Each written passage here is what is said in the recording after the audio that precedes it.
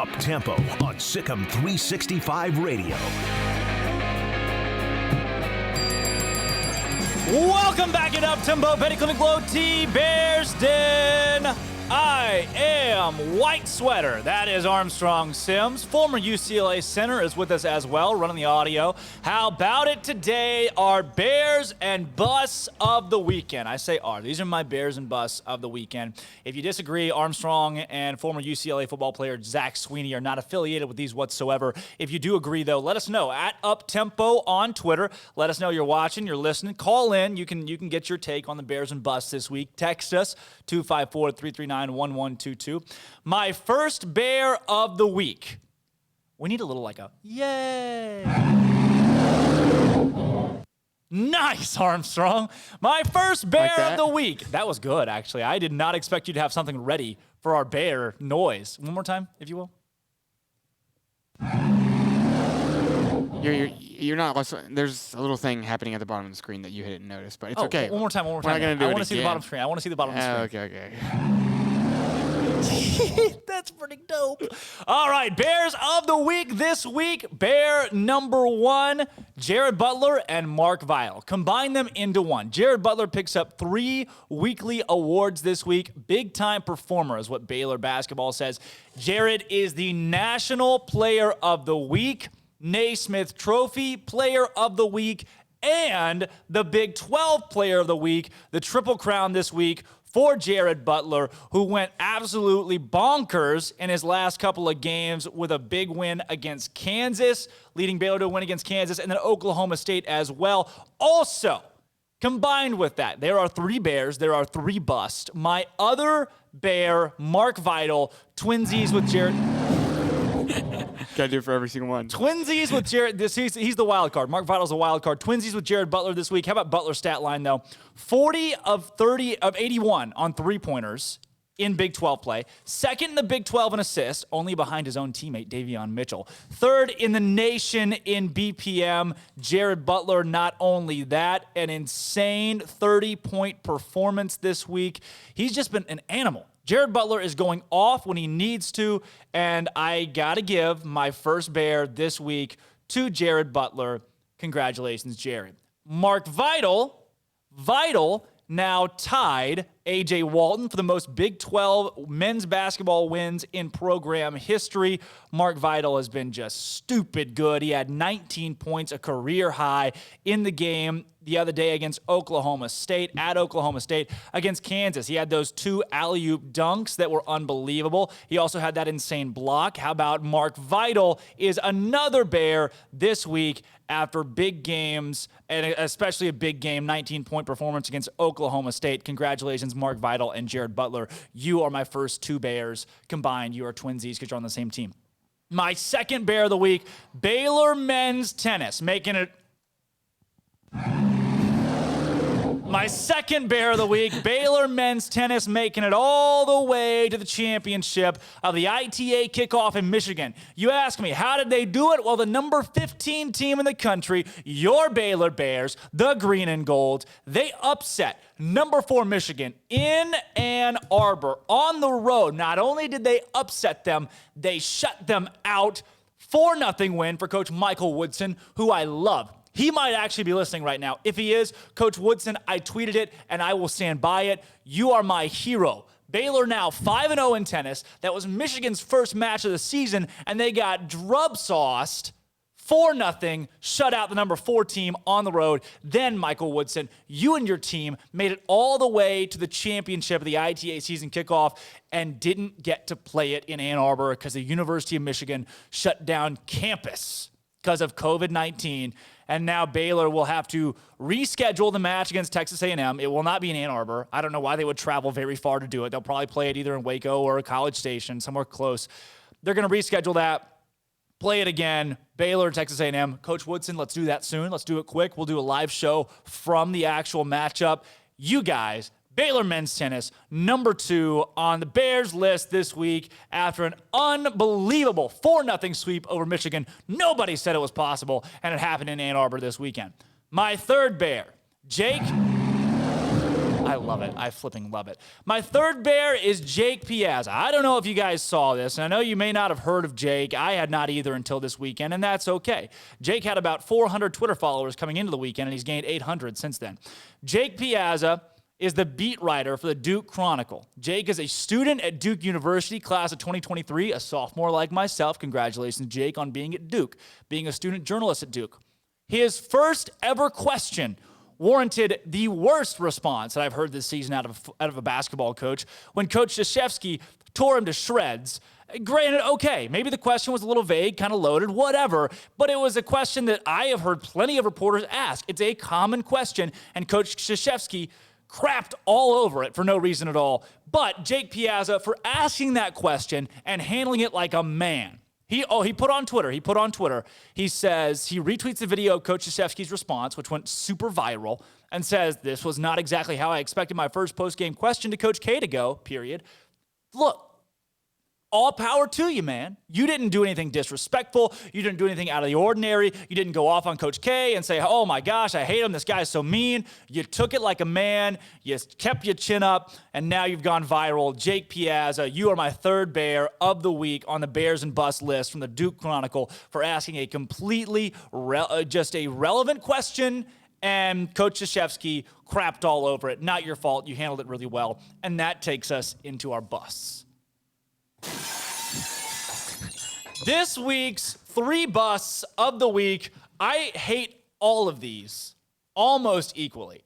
These are an atrocity. Bust number 1, Coach Mike Krzyzewski. Armstrong, do we have the video? Coach Mike Krzyzewski, I got a bone to pick with you. I'm just curious as to what the next step forward here is for the team as you guys move into another week of basketball. Yeah, why don't we just evaluate this game? I'm not into what our next step forward is right now. We just finished a hard-fought game. Yeah, I don't know if, like, what's your major? What's your major at Duke? What's your hardest class? Econ. Okay, so say you just had the toughest econ test in the world, and when you walked out, somebody asked you, what's your next step? You see what I mean? You have some empathy and just give us time to evaluate this game, and then we'll figure out, just like we always try to do. What I hate the most, I think, about that is he said, do you have some empathy? Coach Mike Krzyzewski, the man's over 60 years old. He's been coaching college basketball for 40 plus years, says, do you have some empathy? He asks a student journalist for empathy for his team. After the guy's like, hey, I get it, you lost. If you ask Scott Drew that question, hey, coach, tough loss tonight. You know, what's your outlook? How do you look forward? Oh, man, on to the next game. We evaluate this one. We're moving on. We want to go out and attack the next game. We're going to be prepared. We're ready to go as a team. But instead, Krzyzewski's like, what's your major? What's your major? Knowing, here's how I know. Here's how I know that Coach Krzyzewski knew he was talking to a student when he said this, is because he asked him, what's your hardest class? What's your major? He knew he was talking to a student journalist and asked for empathy from a guy that's probably 20 years old. I remember my first question to Matt Rule in a press conference. I don't regret it. I learned something. It was not a great question. It was not a very good question. It was my first ever press conference. I asked him a question. This was my freshman year of college last year, and I don't regret it, but it wasn't a very good question. And Matt Rule was like, hey, I'm still going to answer your question like a normal human being. I'm not high and mighty or above anybody else in this room. And Matt Rule would go on to thank the media after every press conference. This guy, Coach Krzyzewski, just taking a shot at a student journalist. Look, you know it's a kid. You know it's a kid. You should adhere to that when you're answering the question too. Just give the guy an answer.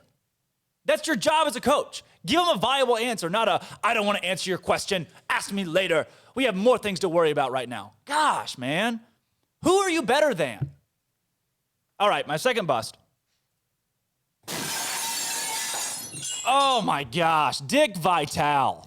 Dick, what are you doing? We on this show are big fans of Dick Vitale. He's been on with us. Dick's a good dude. Oh, baby, big shot, baby. Dick Vitale, I love what you do. You're a legend. You're a legend. But Dick tweets, I can't take it, // My stomach is rumbling. Space/space. Lorraine, get me that Pepto, baby. He's got capital Pepto, capital baby. And it is a up the nostril selfie of Dick Vitale with a bottle of Pepto-Bismol. This is not the reason that he is my bust. The reason that he is my bust is because what follows this tweet.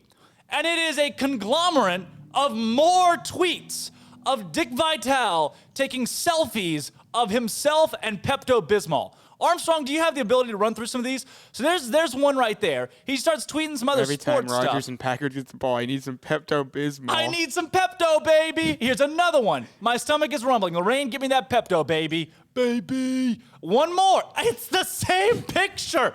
It's the same picture of Dick Vitale. Oh, God. Oh, my My stomach cannot take it. 8 minutes decides the National Football Conference title, Super Bowl. He is drinking Pepto-Bismol. 2 pictures of Dick and Pepto. What kind of deal did Pepto-Bismol have to sign with Dick Vitale that's like, all right, I need 10 pictures of you, Dick, with Pepto-Bismol during the game. We will pay you $10,000 to tweet about Pepto-Bismol the entire NFC Championship game. There's Dick Vitale with the Buccaneers flag waving around. Oh, baby, Buccaneers, baby, big win, Pepto, Lorraine, give me the Pepto, baby. Dick, what? Why was that on my Twitter? Dick, you are the second bust this week for whatever you were doing with Pepto-Bismol. I hated it. All right, the third bust, far and away, my least favorite bust, which is not... You don't want to be the least favorite bust. You want to be a bust that's like borderline, like a barely made it in, last in bust. This is, without a doubt, maybe the bust of the year. Here's a tweet that I read from the Carolina Panthers this week. And it is for this kid... 12-year-old Jalen Clyburn started mowing lawns to save for college this summer.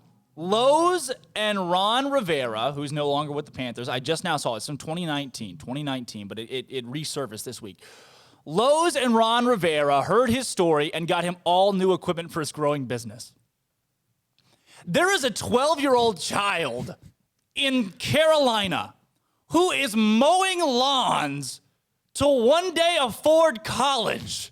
And the Panthers, instead of saying, hey, we're a multi-billion-dollar team, program industry, let's pay for this kid's, I don't know, maybe $50,000 college tuition, whatever, let's say he goes to South Carolina State School, whatever. Instead of saying, we're going to pay for this 12-year-old's college, they buy him a lawnmower. We get that you have a lawnmower, but we saw your video, and your lawnmower sucks. So instead of having to mow lawns in the heat of the summer with that crappy lawnmower, now you get to keep mowing lawns, 12-year-old boy. But this is a better lawnmower, and it's painted blue for Panthers. But, so basically, the kid gets the hype of meeting Ron Rivera, gets some Panthers merch. Sweet, you guys, awesome. And then the next Monday hits when it's all over, and there he is with his Panther lawnmower, having to continue mowing lawns to try to afford college. What a slap in the face. Hey, your lawnmower sucks. They didn't even give a ride-in lawnmower. They were like, we know you're trying to afford college there, kid. We're going to help you. Get ready. A new lawnmower. It looks like the exact same lawnmower as the start of the video. It does. They just took his lawnmower, painted it blue, sent it back to him as a new lawnmower. And now this 12-year-old kid who's mowing lawns literally to afford college has to continue mowing lawns, but with a Panther lawnmower. So that's my Bears and busts this week. My Bears. Your Bears? Yeah. Oh, we have the volume down. Oh. My Bears.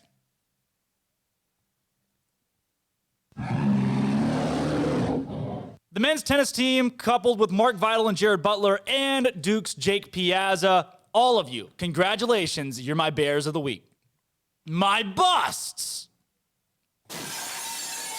Mike Krzyzewski, what a crap answer. You are a bust this week. Dick Vitale, I love you. But what are you doing with Pepto-Bismol? Please don't do it again. And the Carolina Panthers, a 12-year-old boy is mowing lawns in the heat to pay for his college tuition. And you simply buy him a lawnmower to keep mowing lawns. Jeez, you're a bust. That's all you'll ever be. Be better. I'm Drake Toll. That's Armstrong Sims and Zach Sweeney. We're in the Petty Clinic Low T Bears Den. When we come back, we hear from Scott Drew, Jared Butler, and Davion Mitchell on the Bears' win against Oklahoma State on Saturday. This is Uptempo. Over the weekend in college sports, the Baylor men's basketball team notched a dominating road victory over Cade Cunningham.